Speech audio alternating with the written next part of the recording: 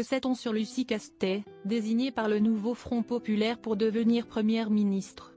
La haute fonctionnaire de 37 ans vient d'en dire davantage sur elle, dans un entretien accordé à Paris Match.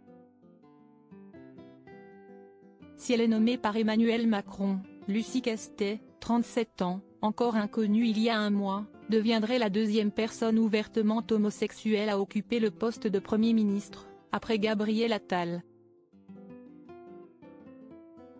Car oui, l'économiste et candidate du nouveau Front populaire vient d'annoncer à Paris Match, dans un entretien publié ce mercredi 7 août sur le site du magazine, être mariée à une femme est être mère d'un enfant de 2 ans et demi. Je souhaite trouver un équilibre entre protéger ma famille, ma femme et notre enfant, et dire qui je suis. Ça me semble encore important aujourd'hui, a-t-elle déclaré, révélant également avoir reçu des messages de haters d'extrême droite à ce sujet. Des confidences, parmi d'autres.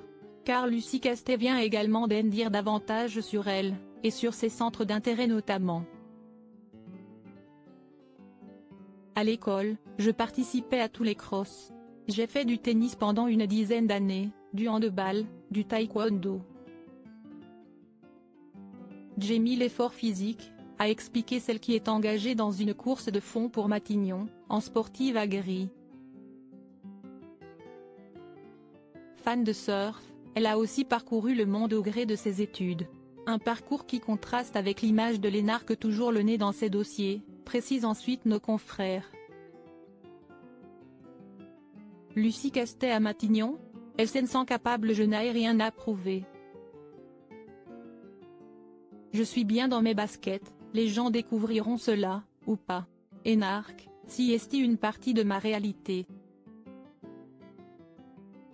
Alors oui, le temps lui manque aujourd'hui pour faire plus de sport. Car elle est concentrée sur sa potentielle nomination à Matignon. Et elle se veut d'ailleurs assez confiante à ce sujet. Se disant notamment crédible à ce poste, je me sens tout à fait capable d'encadrer un gouvernement.